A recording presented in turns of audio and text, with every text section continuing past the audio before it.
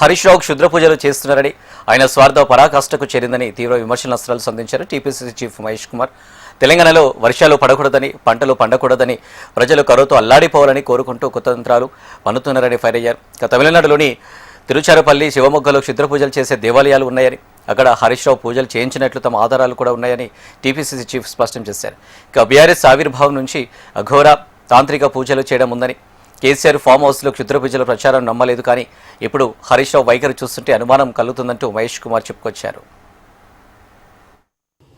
ప్రభుత్వ పరంగా అన్ని అవకాశాలు పొందినటువంటి హరీష్ రావు గారు ఆయన స్వార్థం ఎంత పరాకాష్ఠకి చేరిందంటే, తెలంగాణ రాష్ట్రంలో వర్షాలు పడకూడదని, పంటలు పండకూడదని, కరువులో ప్రజలు పశువులు ప్రాణాలు కోల్పోవాలని, ఇది జరిగితే వారికి ఏదో లబ్ధి చేకూరుతుందని క్షుద్ర పూజలు చేస్తూ ఉన్నాడు. ఇది 100% నిజం.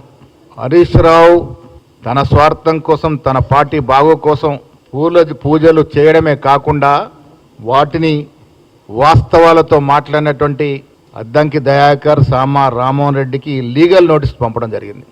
వాస్తవాలు బయటపడేసరికి మనిషి బొంబేలెత్తిపోతూ ఉన్నాడు. తన కుటుంబం, రాష్ట్రం, దేశం, ప్రజలంతా బాగుండాలని ఎవరమైనా దేవులను పూజిస్తాం, కొనియాడతాం, పూజలు చేస్తాం, మాలలు వేసుకుంటారు. కానీ హరీష్ రావు మాత్రం దీనికి భిన్నంగా నాశనం కోరుకుంటా ఉన్నాడు. టీఆర్ఎస్ ఆవిర్భావం నుంచి కేసీఆర్ కానీ, టీఆర్ఎస్ నాయకులు కానీ అఘోరాలతో, తాంత్రిక గురువులతో, క్షుద్ర పూజారులతో తిరగడం, పూజలు చేయడం ఇది వారికి అలవాటు అనే మాట ఇవాళ ప్రచారంలో ఉంది. కేసీఆర్ గారు ఫామ్ హౌస్లోనూ అఘోరాలతో క్షుద్ర పూజలు చేయించారని ప్రచారం జరిగితే మేము మొదట్లో నమ్మలే. కేసీఆర్కి అలాంటి అవసరం ఏముంది అనుకున్నాం. కానీ ఇవాళ హరీష్ రావు గారు క్షుద్ర పూజలు చేసిన తర్వాత ఆనాడు ఫామ్ హౌస్ జరిగినటువంటి ఆ పూజలు కూడా ఇలాంటివి అనే అనుమానాలు వస్తూ ఉన్నాయి.